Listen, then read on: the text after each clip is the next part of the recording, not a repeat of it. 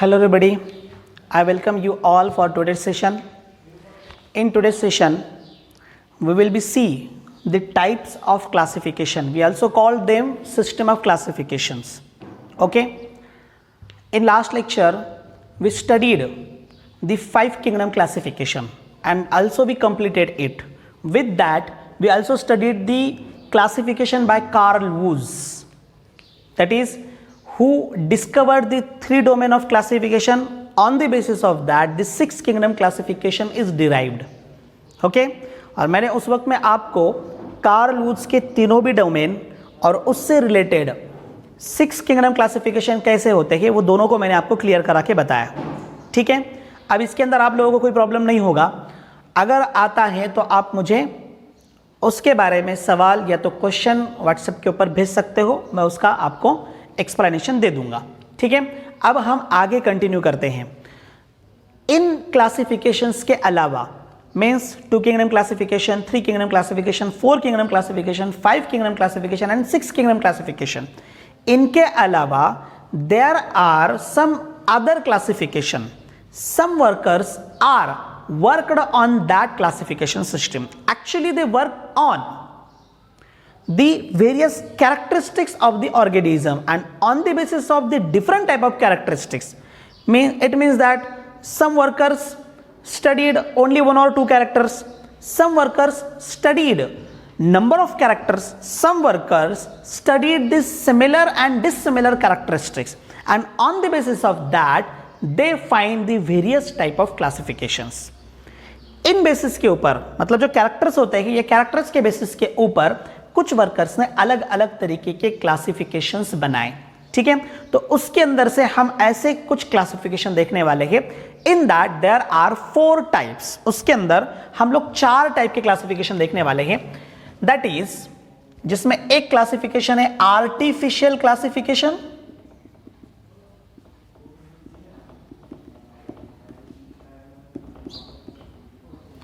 then second one is natural classification,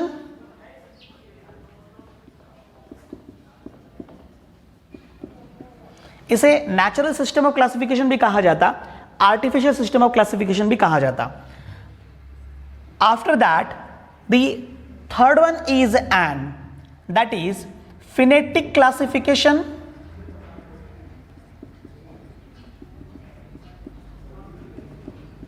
and last one is phylogenic classification.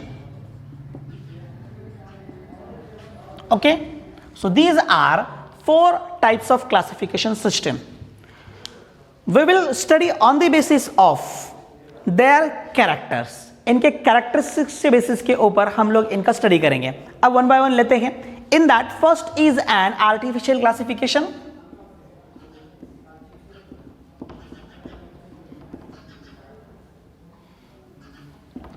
अब artificial classification, इसका मतलब ये नहीं है कि ये क्लासिफिकेशन आर्टिफिशियली बनाया गया. हाँ, लेकिन आर्टिफिशियल इस वजह से दिया कि सारे कैरेक्टर इसके अंदर कंसिडर नहीं किए. In this classification system not all characteristics are considered. सारे के सारे कैरेक्टर कंसिडर नहीं किए, तो सिर्फ 1 और 2 मार्फोलॉजिकल कैरेक्टर इसके अंदर कंसिडर किया है. This classification was discovered by the Theophrastus. इसको डिस्कवर किया, डिस्कवर्ड बाय थियोफ्रास्टस. ओके, और थियोफ्रास्टस ये पहला ऐसा बॉटनिस्ट है, he is the first botanist who derived the artificial classification before लिनायस. लिनायस के पहले और अरिस्टोटल के बाद में. ठीक है, अरिस्टोटल ने भी आपके प्लांट्स को डिफरेंशिएट किया है और उसे कैटेगराइज भी किया, क्लासिफिकेशन भी बनाया. हमने इसको ऑलरेडी देखा है. ठीक है, थियोफ्रास्टस इसने क्या किया? थियोफ्रास्टस ने, he was the first botanist.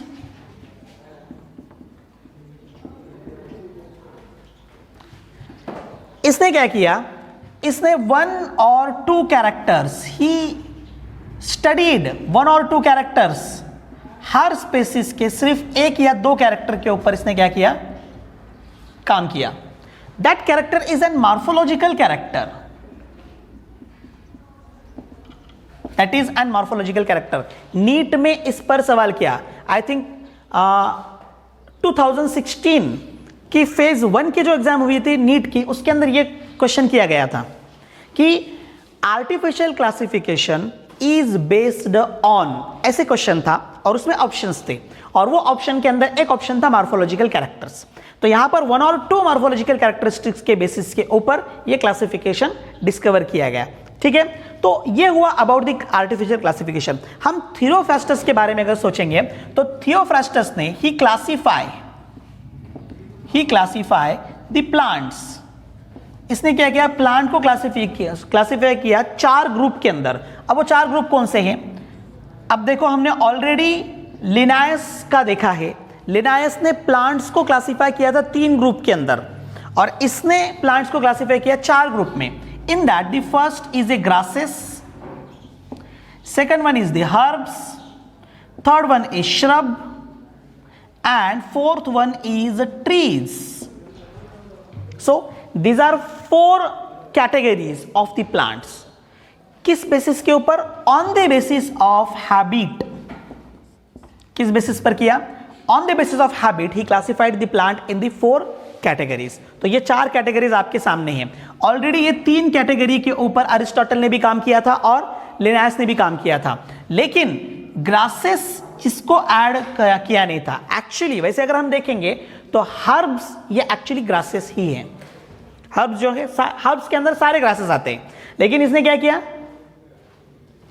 Theophrastus ने ग्रासेस को सेपरेट किया, अलग किया। ठीक है, so this is about the artificial classification. Now there are various drawback of the artificial classification, and because of that drawback the another classification system are derived, that is natural, phenetic and phylogenetic. Okay, so which are that drawback?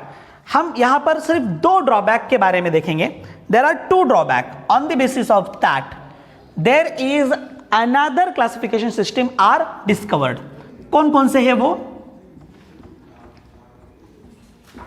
इसमें पहला drawback जो है, तो organism जो अलग अलग character के हो गए with different characters are placed in a 1 group. इनको क्या किया, एक ही ग्रुप में डाल दिए। Organisms with different characters, organisms with different characters are placed in a single group. इसको क्या किया, एक ग्रुप के अंदर डाल दिया। अब आप यहां पर अच्छे से सोच सकते हैं या तो देख सकते हैं कि डिफरेंट कैरेक्टर्स के ऑर्गेनिज्म एक ग्रुप में कैसे हो सकते हैं, इसको ड्रॉबैक कैसे कहेंगे? एक्चुअली इसने सिर्फ 1 और 2 कैरेक्टर कहे ना, 1 और 2 कैरेक्टर। अभी आप देख लो, एक लंबा सा ट्री है आपके सामने और एक छोटा सा प्लांट है जो वाटर के अंदर रहता है। ठीक है ना? अब देखो, अब अगर हम ये सोचेंगे कि ये ट्री लैंड पर है और ये प्लांट वाटर के अंदर है, एक कैरेक्टर हो गया, ओनली 1 और 2 कैरेक्टर्स ना, इस बेसिस के ऊपर हुआ, तो ये दोनों एक कैरेक्टर हुए। अब second thing, the plant produce their own food material by photosynthesis. अब मैं इधर भी ये सेकंड कैरेक्टर लेता हूं, किसके अंदर? ये छोटा सा प्लांट है जो पानी के अंदर है, वाटर में है। It also produces their own food material by photosynthesis. 2 character पूरे हो गए। अब इस बेसिस के ऊपर क्या कहेंगे हम? अब ये बड़ा सा ट्री है, ये होगा समझो एंजियोस्पर्म, तो इसको भी आप एंजियोस्पर्म कहोगे। हाँ, इसको भी आप एंजियोस्पर्म कहोगे। छोटा सा प्लांट है। अब छोटा सा प्लांट, छोटे से प्लांट के अंदर थैलॉइड बॉडी रहने वाले ब्रायोफाइट्स भी होते हैं, टेरिडोफाइट्स भी होते हैं, अलगी भी होते हैं। अलगी तो पानी में रहते हैं और ब्रायोफाइट्स पानी में और लैंड में दोनों जगह पर रहते हैं। तो आप यहां पर देखो कि इस बेसिस पर सिर्फ 2 कैरेक्टर अगर कंसीडर करोगे तो एक ही कैटेगरी बन जाएगी, और अगर 2 से ज्यादा कैरेक्टरिस्टिक्स अगर आप कंसीडर करोगे तो कैटेगरी बदल जाएगी। लेकिन अब ये 2 डिफरेंट कैरेक्टरिस्टिक्स रहने वाले जो प्लांट है, इनको क्या किया, इसने एक ग्रुप में लाया, क्योंकि सिर्फ 2 कैरेक्टर उसके अंदर देखे, अदर कैरेक्टर देखे ही नहीं ना। For example, this is an thalloid body, this having the thalloid body. ये प्लांट की बॉडी थैलॉइड है, मतलब एक्चुअल प्लांट जिस 3 पार्ट के अंदर कन्वर्ट होता है, that is root, stem and leaves, यहां पर नहीं है और यहां पर है ये ट्रीज के अंदर, ये कैरेक्टर को कंसिडर नहीं किया। और एक आध कैरेक्टर हम देख सकते हैं, it is always present in the water but it is present always in on the land, ये भी कैरेक्टर आपको कंसिडर करना पड़ेगा। ऑलवेज प्रेजेंट इन वाटर अगर कहोगे तो आपको अलगी में लेना पड़ेगा, और इधर आप अगर समझो इसको लैंड को ले रहे हो तो इसको एंजियोस्पर्म में आपको लेना पड़ेगा। Is it clear? कैरेक्टर्स के बेसिस पर डिफरेंशिएट होते हैं। जब डिफरेंट कैरेक्टर आप लोगे तो कैटेगरीज अलग होना चाहिए, लेकिन जब यहां पर डिफरेंट कैरेक्टरिस्टिक्स लिए जाते हैं तो इसके अंदर यह सबसे बड़ा ड्रॉबैक है कि वो ऑर्गेनिज्म एक ही ग्रुप में आ जाते हैं। ठीक है, दिस इज फर्स्ट थिंग। और सेकंड ड्रॉबैक जो इसके अंदर है, दैट इज कैरेक्टर्स जो होंगे इसके अंदर, they may be change with change in environment. Characters may be change with change in environment। अगर एनवायरमेंट में चेंज हुआ, अगर एनवायरमेंट में बदल हुआ तो क्या होगा? कैरेक्टर भी बदलेंगे। अब इसने जो 2 कैरेक्टर अगर इस चूज किए हैं, हाँ, अगर एनवायरमेंट में बदल होता है तो ऑर्गेनिज्म के अंदर इंटरनल एबिलिटी होती है इवोल्यूशन की। ठीक है, इंटरनल एबिलिटी होती है इवोल्यूशन की। अब ये इवोल्यूशन करके कैरेक्टर बदल रहा है, और अगर ये कैरेक्टर बदल रहा है तो क्या हो जाएगा फिर? हाँ, आपने ऑर्गेनिज्म की जो कैटेगरी बनाई है वो कैटेगरी चली जाएगी। अब वो कैटेगरी आप यहां कंसिडर नहीं कर सकते। It is an most important drawback. ये भी एक ड्रॉबैक यहां पर आ गया। So these are 2 drawback of the artificial system of classification. So on the basis of the drawback, the artificial system of classification not considered for the purpose to categorize the organism. हाँ, classification system बनाई गई इसलिए syllabus में आया, लेकिन उसको consider नहीं किया जाएगा ऑर्गेनिज्म को कैटेगराइज करने के लिए। हाँ, ये है कि आप जब नया ऑर्गेनिज्म देखते हो, आप जब नया प्लांट देखते हो, या तो कोई नई स्पेसीज आप डिराइव करते हो, तो नई स्पेसीज को पहले मतलब लोकल नेम देने के लिए, for the purpose to give the local name और the temporary name, you can use the artificial classification. अगर आपको टेम्पररी नेम देना है तो आप आर्टिफिशियल क्लासिफिकेशन यूज कर सकते हो, लेकिन अगर परमानेंट नेम देना है तो आपको क्या करना पड़ेगा? फिर बाद में उसको ब्रॉडली कैटेगराइज करना पड़ेगा। ठीक है, अब ये पार्ट पूरा हो गया। अब हम देखेंगे second classification, that is natural system of classification.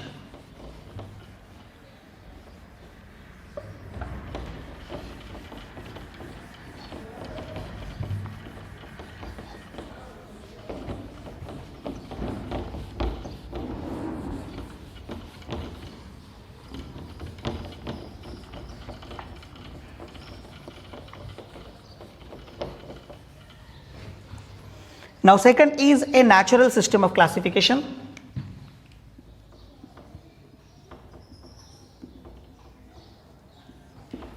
Why it is natural? Because the number of characters are considered for this type of classification. इस टाइप के क्लासिफिकेशन के अंदर नंबर ऑफ कैरेक्टर कंसिडर किए। नंबर ऑफ कैरेक्टर, आप similarity ले लो,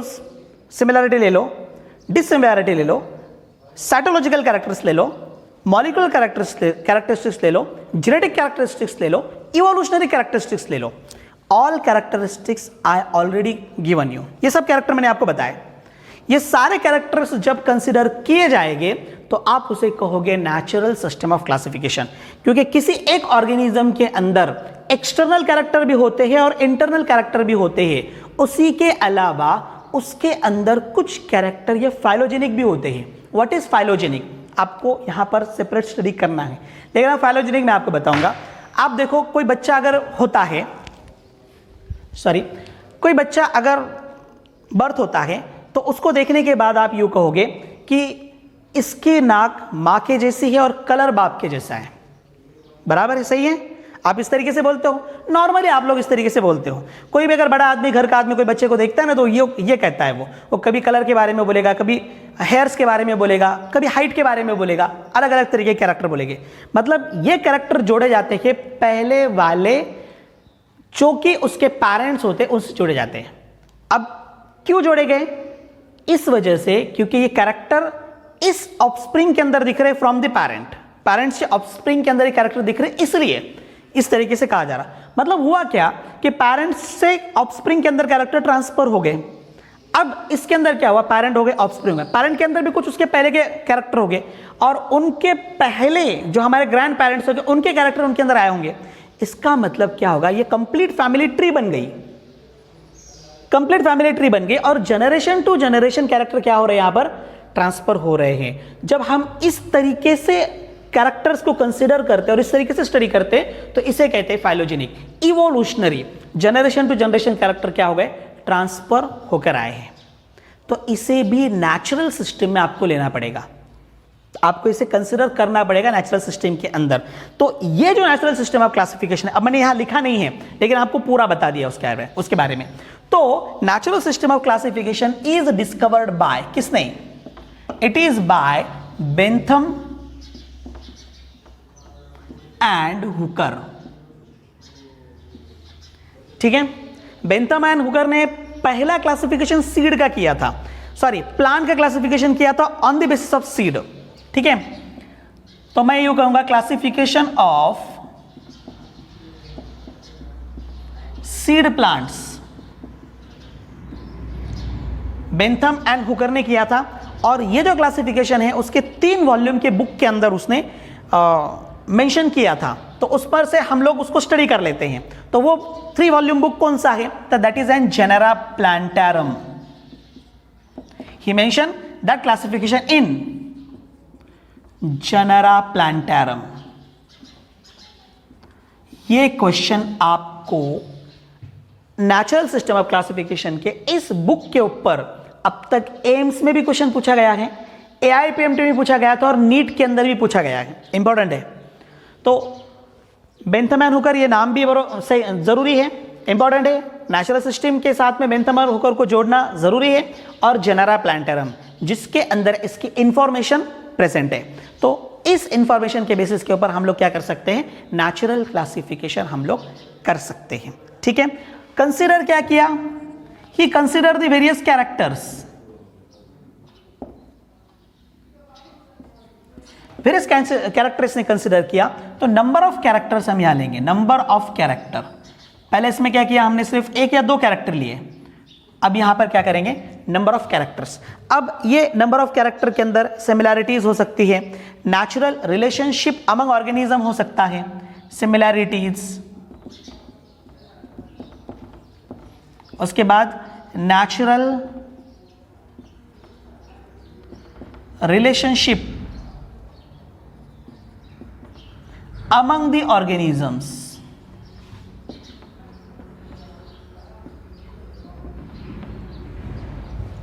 अब natural relationship अगर हम कहेंगे रिलेशनशिप के बारे में तो यहां हमको इवोल्यूशन देखना पड़ेगा और नॉट ओनली द रिवॉल्यूशन, हमको जेनेटिक्स भी देखना पड़ेगा। रिलेशन है, अगर कैरेक्टर एक जैसे दिखते तो हम क्या बोलेंगे कि ये हमारे जनरेशन के अंदर है, हम इस तरीके से बोलते हैं, तो रिलेशन है। तो ये कैरेक्टरिस्टिक्स आपको यहां पर मेंशन करना होंगे। That is a natural system of classification which is accepted, जिसको एक्सेप्ट किया गया। अब नेचुरल सिस्टम ऑफ क्लासिफिकेशन के बाद अनदर सिस्टम ऑफ क्लासिफिकेशन आई। अभी फिनेटिक क्लासिफिकेशन एक्चुअली फाइलोजेनिक के बाद में डिस्कवर हुई। मैंने लिखते वक्त में क्या किया, पहले फिनेटिक क्लासिफिकेशन लिखा और फिर फाइलोजेनिक क्लासिफिकेशन लिखा, लेकिन आप इसको उल्टा कर सकते हो। तो अभी यहां देते वक्त मैं पहले फाइलोजेनिक लूंगा,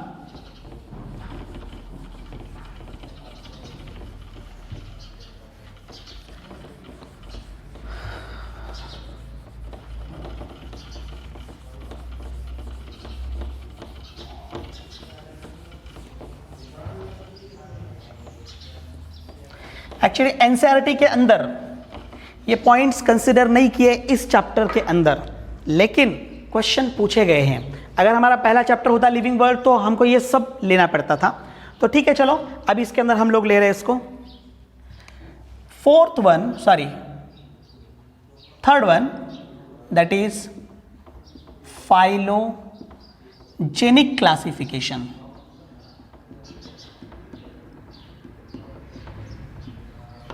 इसे और एक नाम दिया जाता, दैट इज फाइलोजेनेटिक, ये भी नाम इसको दिया जाता।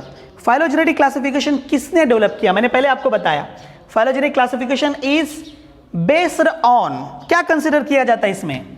It is based on evolutionary characteristics और इवोल्यूशनरी रिलेशनशिप। इवोल्यूशनरी रिलेशनशिप के बेसिस पर किया जाता। फॉर एग्जाम्पल, फर्स्ट पैरेंट थे ए, मैरिज विद बी, ये पहले पैरेंट थे। अब इनके बाद इनके कुछ ऑफस्प्रिंग आए, उनको हम नाम देंगे सी डी ई, ये नाम हम इनको देंगे, ठीक है। अब ये पहले जनरेशन हुई। अब नेक्स्ट जनरेशन में यू समझ लो कि ई marriage with F, okay.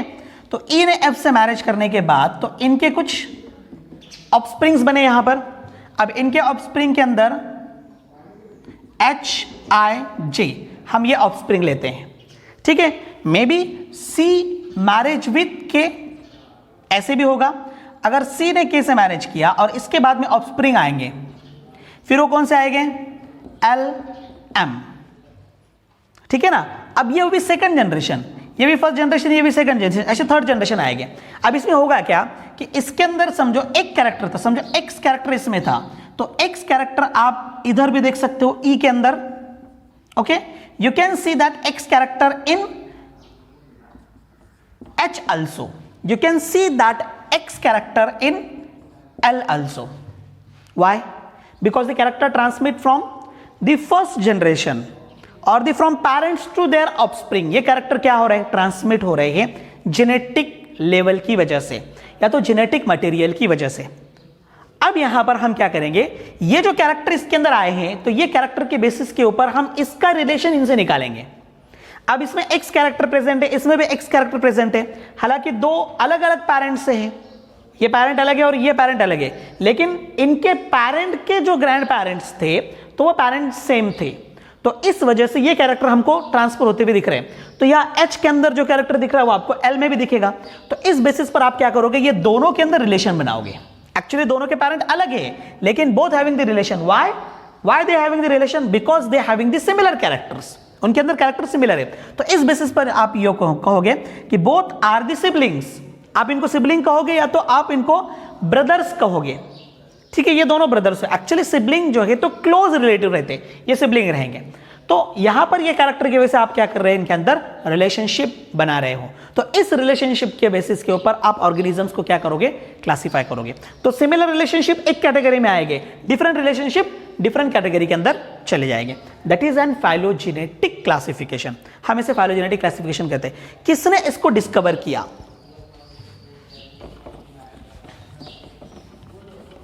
So phylogenetic classification is discovered by, that is, Engler and Prandtl.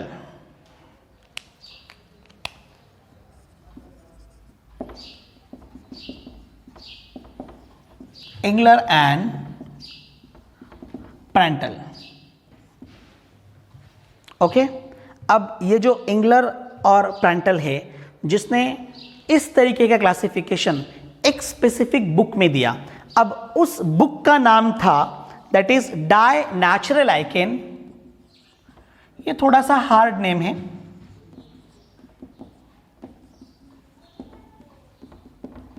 Die Naturlichen पफ्लाजेन। पफ्लाजेन ये बुक है। इस बुक के अंदर इसने क्या किया, फाइलोजेनेटिक क्लासिफिकेशन बताया, ठीक है। इसके अंदर से हम लोगों को इंफॉर्मेशन मिलती है। ये बुक का कंप्लीट नेम इसके अंदर और भी आएगा, फैमिलियन, ये भी ऐड किया जाता कभी कभी।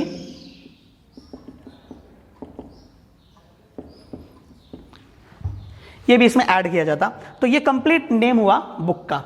सो this is about the phylogenetic classification. अब हम आगे जाएंगे।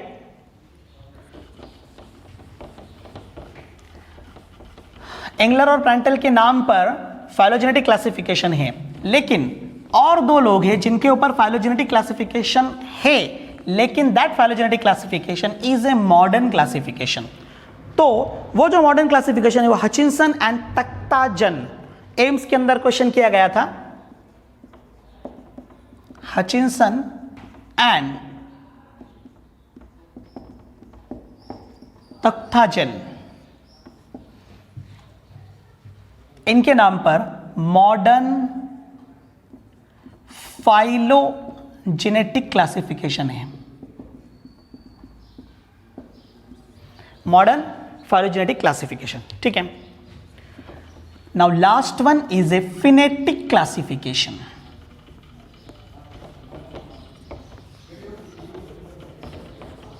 नाम अगर नहीं लिखे होंगे आप लोगों ने तो रिवाइंड कर लो वीडियो को और वो नाम लिख सकते हो। Now next, that is N last one, phenetic classification. Phylogenetic और फिनेटिक में डिफरेंस है। फिनेटिक के अंदर क्या किया, ओवरऑल कैरेक्टर्स कंसिडर किए, ओवरऑल कैरेक्टर्स के अलावा उसने क्या किया, कुछ ऑब्जर्वेबल कैरेक्टरिस्टिक्स कंसिडर किए जो ऑर्गेनिज्म के अंदर प्रेजेंट होंगे, एग्जिस्टिंग ऑर्गेनिजम्स जो ऑर्गेनिज्म के अंदर प्रेजेंट होंगे, ऐसे कैरेक्टर्स उसने क्या किए यहां पर लिए। फाइलोजेनेटिक में एक ऑर्गेनिज्म के कैरेक्टर नहीं होंगे, अलग अलग ऑर्गेनिजम्स के कैरेक्टर होंगे। क्यों? क्योंकि उनको सारे ऑर्गेनिजम्स के अंदर कैरेक्टरिस्टिक्स, सिमिलर कैरेक्टरिस्टिक्स देखना है और उनके पहले के जनरेशन के अंदर के भी कुछ कैरेक्टर उनको देखना है, लेकिन यहां पर वैसा नहीं है। फिनेटिक क्लासिफिकेशन के अंदर ने इसमें नंबर ऑफ कैरेक्टरिस्टिक्स बढ़ जाएंगे।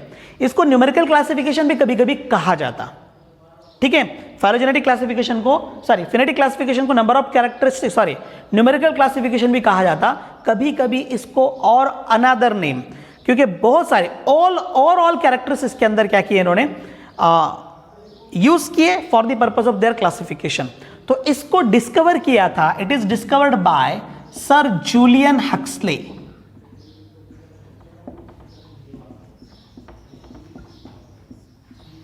This is discovered by sir Julian Huxley. अब ये जूलियन हक्सले सिर्फ इतने के लिए नहीं है फाइलोजेनेटिक, सॉरी फिनेटिक क्लासिफिकेशन के लिए, उसके अलावा इसने और कुछ मॉडर्न टर्मिनोलॉजी क्लासिफिकेशन सिस्टम के अंदर लाए। कौन कौन से टर्म इसने क्लासिफिकेशन सिस्टम के अंदर लाए? बायोसिस्टमैटिक्स,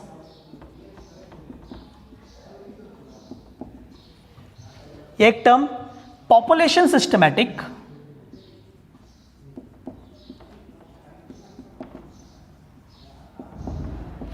ये एक टर्म, और उसके बाद में मॉडर्न टैक्सोनॉमी,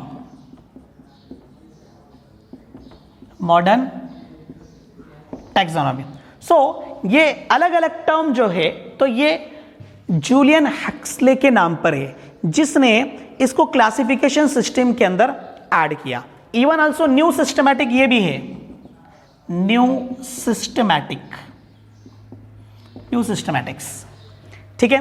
अब क्या कंसिडर किया? बेस्ड ऑन फिनेटिक क्लासिफिकेशन किस बेसिस पर है? Overall similarity, on the basis of overall similarity, okay. और सेकेंड थिंग इसके अंदर है observable characteristics of existing organism, observable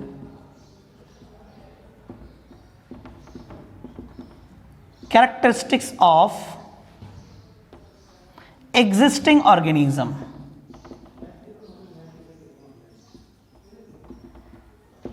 सो इस बेसिस के ऊपर क्या किया इन्होंने? फिनेटिक क्लासिफिकेशन बनाया, क्लासिफिकेशन सिस्टम। अब इसके अंदर हमने चारों भी टाइप्स यहां पर देखे हैं। टैक्सोनॉमी इस बेसिस के ऊपर भी बनाए गए। टैक्सोनॉमी के अंदर भी कुछ ऐसे टाइप्स है जो क्लासिफिकेशन के लिए यूज किए जाते हैं, जिसमें कीमोटैक्सोनॉमी है, ठीक है। उसके बाद में और एक टैक्सोनॉमी है न्यूमेरिकल टैक्सोनॉमी, क्लैडिस्टिक्स टैक्सोनॉमी, ये अलग अलग टैक्सोनॉमी है, ठीक है। मैंने कौन कौन से कहा आपको? कीमोटैक्सोनॉमी, न्यूमेरिकल टैक्सोनॉमी, क्लैडिस्टिक्स टैक्सोनॉमी, और एक है दैट इज एन साइटोटैक्सोनॉमी। ऐसे चार हैं, ठीक है। अब chemotaxonomy on the basis of metabolic activity of the cell, इस बेसिस पर टैक्सोनॉमी डिराइव किया गया। न्यूमेरिकल टैक्सोनॉमी, न्यूमेरिकल टैक्सोनॉमी के अंदर नंबर ऑफ कैरेक्टर्स कंसीडर किए जाते ऑर्गेनिज्म को डिफरेंशिएट करने के लिए। Cladistics taxonomy, cladistic is related to the evolutionary characteristics, और फोर्थ वन इज साइटोटैक्सोनॉमी। इसमें साइटोलॉजिकल कैरेक्टरिस्टिक्स है। साइटोलॉजिकल कैरेक्टर मतलब सेल के रिलेटेड कैरेक्टर्स। अब इसमें सिर्फ सेल नहीं आएगा, सेल के अंदर आपका न्यूक्लियस भी आएगा, उसके अंदर जेनेटिक मटेरियल भी आएगा। तो ये सारे कैरेक्टर्स के बेसिस के ऊपर साइटोटैक्सोनॉमी डिराइव किया गया। अच्छा, ये नाम आपको इस चैप्टर के अंदर नहीं है, पहले वाले चैप्टर के अंदर था। मैंने बस आपको यहां पर क्या किया, उसको इंट्रोड्यूस कराया। ठीक है, अब यहां पर सिस्टम ऑफ क्लासिफिकेशन ये पार्ट फिनिश हो गया। अब इससे रिलेटेड एक टास्क मैं आपको भेजूंगा। आज आप एक लेक्चर देख लो, आज शाम में in the evening I will send U A task 1, first task. तो ये सारे के बेसिस के ऊपर टास्क 1 होगा। आपको इसको क्या करना है, सॉल्व कर कर मुझे भेजना है। ऑलरेडी मैंने तुमको शीट अवेलेबल करा के दिया है, वो शीट के अंदर टास्क 1 के अंदर एमसीक्यूज दिए गए हैं। वो एमसीक्यूज को आपको क्या करना है, सॉल्व करना है। अच्छे से पढ़ाई करो और उसको सॉल्व करो। ठीक है, अब इसके बाद में हम लोग क्या करेंगे, एक्चुअल 5 सिस्टम ऑफ क्लासिफिकेशन के अंदर किंगडम मोनेरा से हम लोग शुरू करेंगे। ठीक है, तब तक के लिए आप लोग स्टडी करो, टास्क कंप्लीट करो। Thank you.